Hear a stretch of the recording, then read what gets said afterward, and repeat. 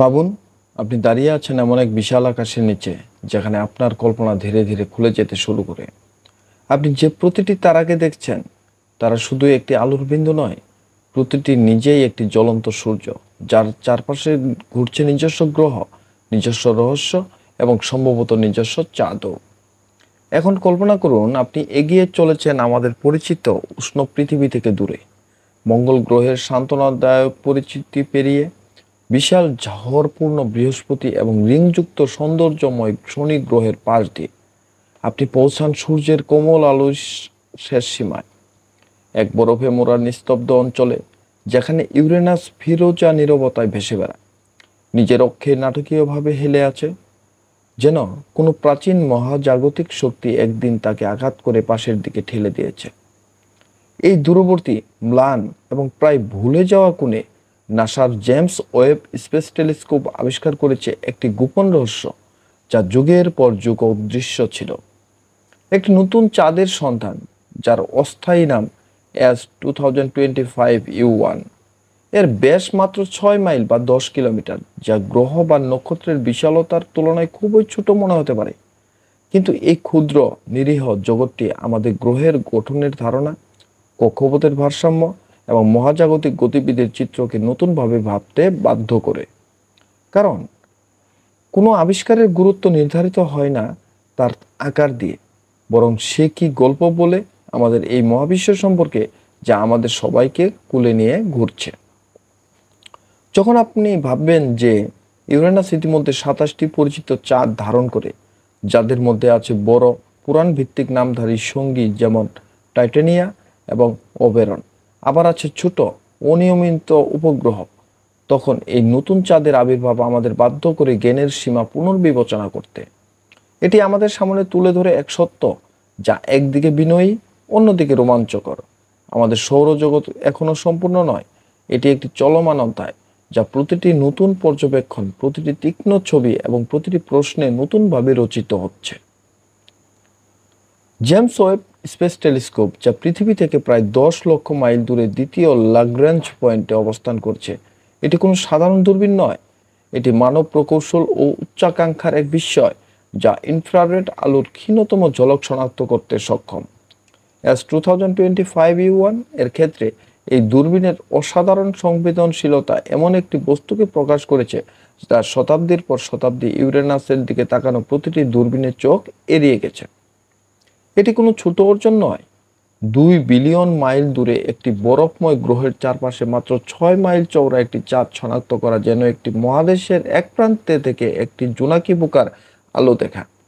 তবু ওয়েব তা করেছে, আবারও প্রমাণ করেছে যে মহাবিশ্বে এখনো রহস্যে ভরা, এবং আমাদের যন্ত্র, উদ্ভাবনে ধারালো এবং কৌতূহলে পূর্ণ, সেই রহস্যগুলোকে অন্ধকার থেকে টেনে আনতে পারে। কিন্তু আসল প্রশ্ন হলো, এটি কেন গুরুত্বপূর্ণ?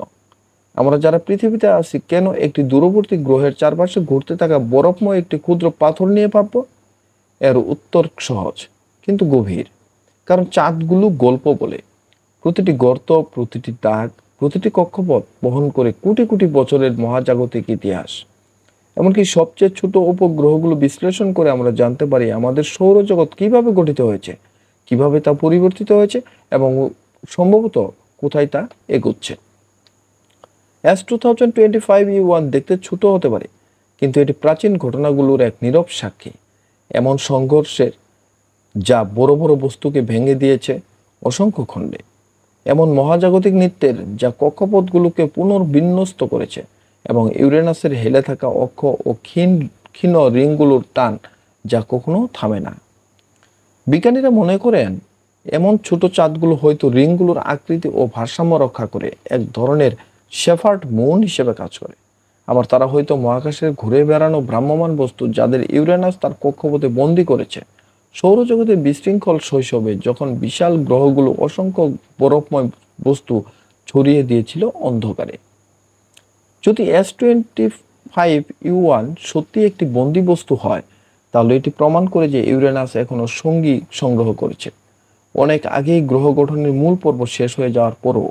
আর যদি এটি কোনো বড় চাঁদের ভাঙা অংশ হয়, যা কোনো সংঘর্ষ বা মহাকর্ষণীয় টানিয়ে ছিন্ন ভিন্ন হয়েছে, তাহলে তার অস্তিত্ব আমাদের জানায় বাহ্যিক সৌরজগতে এখনো অস্থিরতা ও সহিংসতা বিদ্যমান। যেভাবেই হোক, এই আবিষ্কার কোনো তুচ্ছ ঘটনা নয়। এটি এমন একটি জানালা যার মাধ্যমে আমরা দেখতে পাই কিভাবে গ্রহ ও উপগ্রহ গঠিত হয়, শুধু আমাদের সৌরজগৎ নয়, বরং অন্যান্য নক্ষত্রের চারপাশেও। কারণ যদি ইউরেনাস একটি দূরবর্তী ম্লান গ্রহ, একটি লুকানো চাঁদ ধারণ করতে পারে, তাহলে আমরা যে হাজার হাজার প্ল্যানেট আবিষ্কার করেছি, তাদের কি অবস্থা? কতগুলো চাঁদ তাদের চারপাশে ঘুরছে, এখনো আমাদের চোখের আড়ালে অপেক্ষা করছে পরবর্তী প্রজন্মের দূরবীনের জন্য। আর সেই চাঁদগুলো যদি S2025E1 এর চেয়েও বড় হয়, তাদের কি বরফের নিচে লুকানো মহাসাগর থাকতে পারে? এমন পরিবেশ যেখানে জীবন গঠনের সম্ভাবনা আছে?